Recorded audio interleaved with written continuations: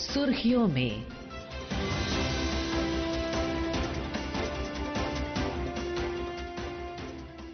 ये आकाशवाणी है। प्रस्तुत है कार्यक्रम सुर्खियों में। इसके अंतर्गत सुनिए, आईआईटी दिल्ली के 57वें दीक्षांत समारोह में प्रधानमंत्री के संबोधन पर चर्चा। इसमें भाग ले रहे हैं राजनीतिक विश्लेषक केजी सुरेश। कार्यक्रम का संचालन कर रहे हैं निशित कुमार।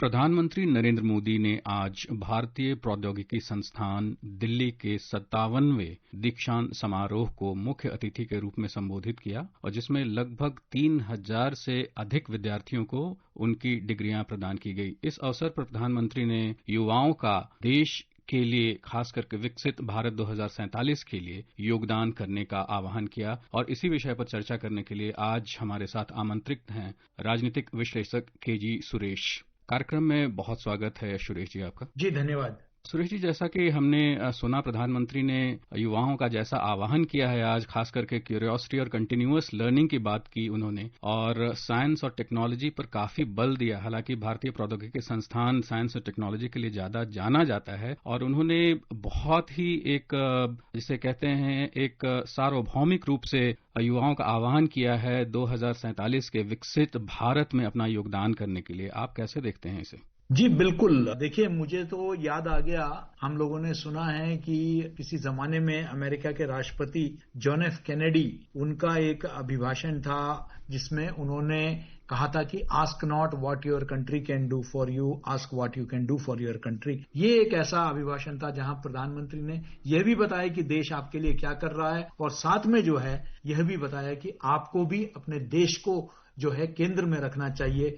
और प्रधानमंत्री पहली बार नहीं है, चाहे वो एग्जाम की बात हो, चाहे वो पूरे देश भर में कहीं भी जाते हैं, युवाओं को और महिलाओं को उन्होंने हमेशा केंद्र में रखकर ही काम किया है। और चाहे वो उनकी योजनाएं हों, प्रधानमंत्री कौशल विकास से लेकर, स्टार्टअप से लेकर, स्टैंड अप इंडिया से लेकर, इतनी योजनाएं, मुद्रा योजना से लेकर, किस तरीके से देश के युवा पीढ़ी के लिए व्यवस्थाएं की जा सकती है। उच्च शिक्षा में जितने आईआईटीज खोले गए, नए आईआईएम्स खोले गए, नए नए संस्थाएं खोली गई, तो मैं समझता हूं कि प्रधानमंत्री जी के हमेशा जो है युवा पीढ़ी उनके जो है सबसे केंद्र बिंदु रहा है उनके सभी नीति निर्धारण में। और आज भी जब आईआईटी में 3000 से ऊपर जब विद्यार्थियों को उन्होंने संबोधित किया और उनको जो आईआईटी से जो निकले, यानी कि जो देश के बहुत ही हमारे एक तरह से बुद्धिजीवी वर्ग है, जो जिसमें देश के बेहतरीन इंजीनियर्स हैं, बेहतरीन जो हमारे विद्यार्थी हैं, उनको उन्होंने संबोधित किया, उनको प्रेरित करने का प्रयास किया। तो मैं समझता हूं कि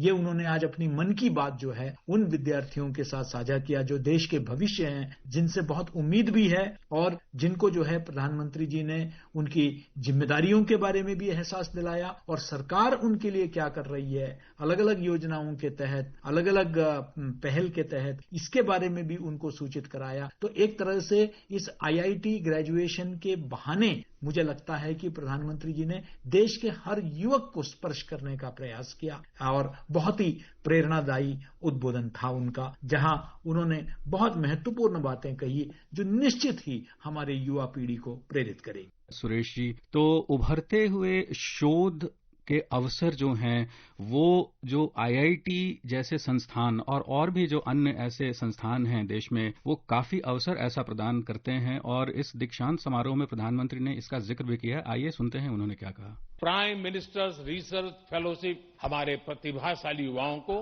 रिसर्च करने का अवसर दे रही है। अनुसंधान नेशनल रिसर्च फाउंडेशन की स्थापना भी हुई है। रिसर्च सेक्टर में 1 लाख करोड़ रुपए तक की फंडिंग की व्यवस्था की जा रही है। एकेडमिक रिसोर्सेज के एक्सेस को भी आसान बनाया गया है। वन नेशन वन सब्सक्रिप्शन के माध्यम से आज दुनिया की प्रतिष्ठित रिसर्च जर्नल्स देश के छोटे से छोटे शहर में बिना किसी अतिरिक्त लागत के पहुंच रही है। सुरेश जी, आपने सुना प्रधानमंत्री ने उभरते हुए जो शोध के अवसर हैं उस पर उन्होंने काफी बल दिया है और खास करके भारतीय प्रौद्योगिकी संस्थान जैसे संस्थाओं के विद्यार्थियों का उन्होंने जो आह्वान किया कि अगले आने वाले 2 से 3 दशक हैं, ये देश की बहुत बड़ी जिम्मेदारी है उनके कंधों पर और किस तरह से वो इसे एक दिशा और दशा देते हैं, उससे बहुत कुछ निर्भर करेगा कि हमारा देश कैसे विकसित बनेगा 2047 में। कैसे देखते हैं इसे आप?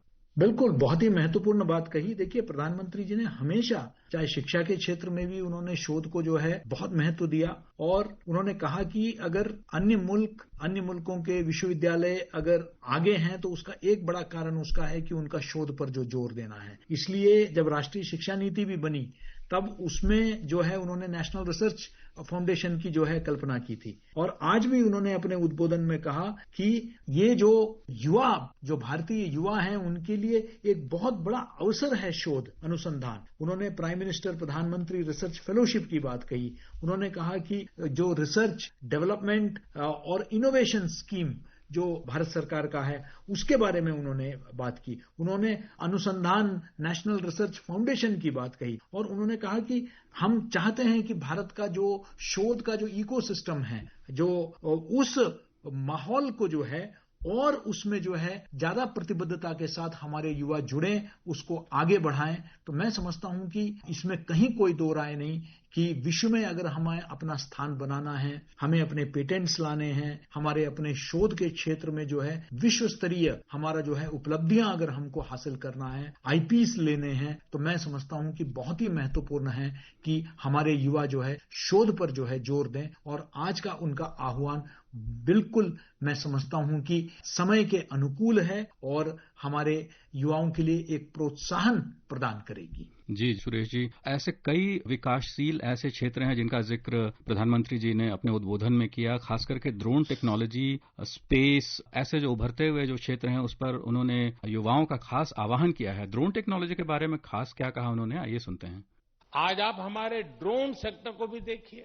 आज इस सेक्टर में युवा नई नई संभावनाएं तैयार कर रहे हैं। कहीं ड्रोन से खेतों में काम दिया जा रहा है, ड्रोन दवाइयां पहुंचा रहा है, ड्रोन देश की रक्षा सुरक्षा में मदद कर रहा है। और आज कहीं कोई युवा कह रहा है, first in my blood line to make a drone.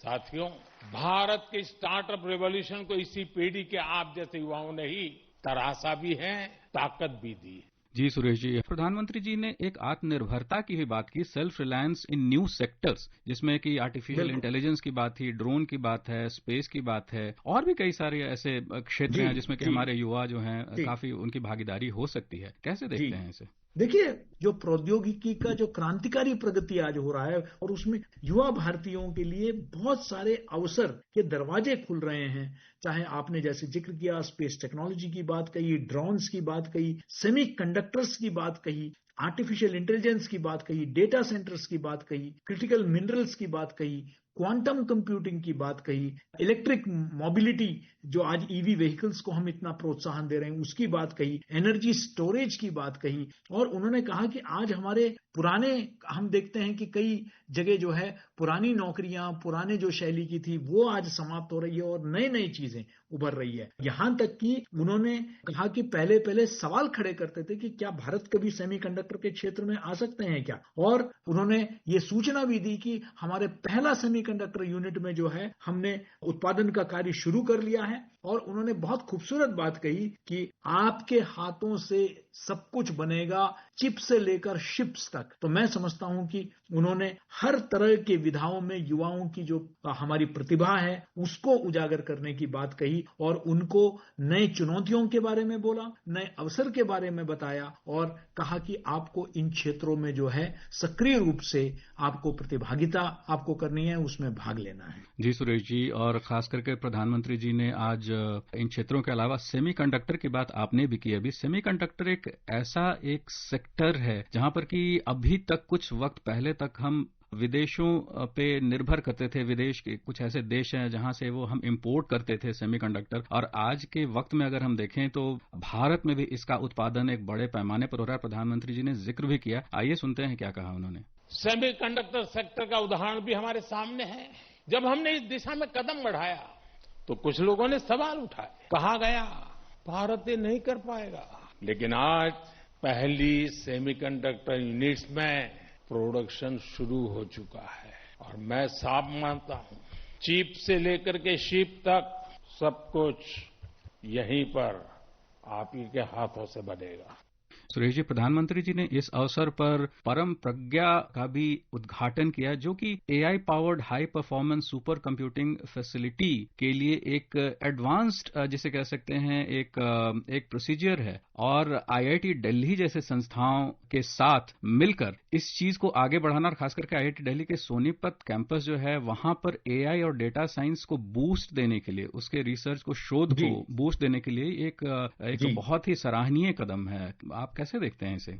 बिल्कुल, देखिए, आपको याद होगा बहुत बड़ा ऐतिहासिक कदम था जब हमने पहली बार जब परम बनाया। जी, परम जो सुपर कंप्यूटर था वो भारत ने बनाया और पूरे विश्व को दिखा दिया था कि कंप्यूटिंग के क्षेत्र में, कंप्यूटर के क्षेत्र में हमारे कोई सानी नहीं है। और आज एक और कदम आगे बढ़ा के उसके बाद बहुत प्रौद्योगिकी में बदलाव आया और AI बड़े पैमाने पर आया। और आपको याद होगा कि हमने कुछ ही समय पहले जो है भारत मंडपम में दिल्ली में जो है हमने AI का समिट का भी आयोजन किया था, जहां विश्व के जो AI के नेतृत्व है वो वहां जो है उनकी उपस्थिति हमने देखा। और उसी AI को आज कटिंग एज टेक्नोलॉजी, हम इसको किस तरीके से AI के क्षेत्र में हम वर्ल्ड लीडर, सॉफ्टवेयर में तो भारत ही है आज, चाहे वो सिलिकॉन वैली हो या बैंगलोर हो या साइबराबाद हो। आप देखेंगे कि हमारा विश्व में एक तरह से बड़ी बड़ी कंपनियां हमारे भारतीयों ने खड़े किए हैं और भारतीयों का नेतृत्व है, भारतीय वहां कार्यरत है। और वही आर्टिफिशियल इंटेलिजेंस को भी हम किस तरीके से जो है न सिर्फ भारत की तरक्की के लिए, पूरे मानवता के लिए हम उसका कैसे सदुपयोग कर सकते हैं, और उसमें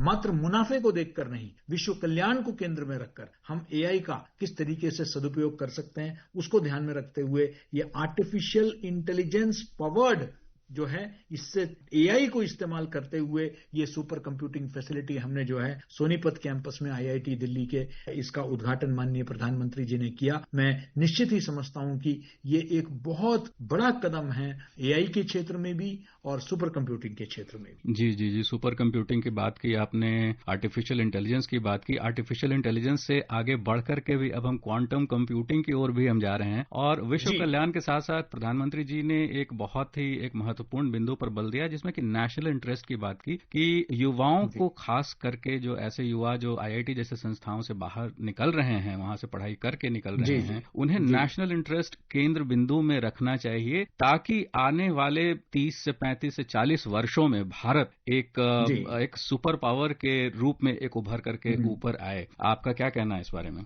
बिल्कुल, देखिए, मैंने जैसे कहा कि देखिए प्रधानमंत्री जी ने जो है उन्होंने याद दिलाया, क्योंकि अब हम 15 अगस्त भी जल्दी ही मनाने जा रहे हैं, तो उन्होंने युवाओं को याद दिलाया कि देखिए हमने गुलामी का दौर भी हमने देखा है और हमारा एक ही लक्ष्य उस वक्त होता था कि हमारा देश स्वाधीन हो, और उन्होंने बहुत संघर्ष किया उस वक्त के युवाओं ने, और उन्हीं के कुर्बानियों के वजह से, बलिदानों के वजह से हम जो है आज एक स्वतंत्र देश में हम लोग रह रहे हैं। लेकिन अब हमारी चुनौतियां अलग हैं, हमारी जिम्मेदारियां भी। तो उन्होंने कहा कि जो है आप अगले 25-30 वर्ष में जो भी करेंगे वो विकसित भारत, देखिए याद रखिए कि हमारा 2047 का जो है विकसित भारत का लक्ष्य है जो प्रधानमंत्री ने हम सबके सामने रखा है। तो उन्होंने युवाओं को कहा कि आप अपने आप से पूछिए कि मैं देश के लिए इस विकसित भारत बनने की दिशा में मैं क्या योगदान कर सकता हूं। उन्होंने कहा कि भारत आत्मनिर्भर बनने की कोशिश कर रहा है, ये विकसित भारत के जो मजबूत जो बुनियाद है उससे पता चलता है, और ये जो मजबूत बुनियाद विकसित भारत का है ये आपको बनाना है। तो ये मैं समझता हूं कि एक बहुत बड़ी जिम्मेदारी युवा पीढ़ी के कंधों में आपने रखा है कि ये जो विकसित भारत बनेगा उसका बुनियाद जो है हमारे आज के युवा तैयार करेंगे। ये जिम्मेदारी, ये दायित्व बोध प्रधानमंत्री जी ने जो है उनको दिया है। जी, सुरेश जी, आपका बहुत बहुत धन्यवाद। आप हमारे साथ जुड़े और इस विषय पर आपने चर्चा की। धन्यवाद। अभी आप सुन रहे थे IIT दिल्ली के 57वें दीक्षांत समारोह में प्रधानमंत्री के संबोधन पर चर्चा। इसमें भाग ले रहे थे राजनीतिक विश्लेषक KG सुरेश, कार्यक्रम का संचालन कर रहे थे निशित कुमार। ये कार्यक्रम आकाशवाणी के समाचार सेवा प्रभाग द्वारा प्रस्तुत किया गया। इसे आप हमारे mobile app news on AIR और YouTube channel news on AIR official पर भी सुन सकते हैं।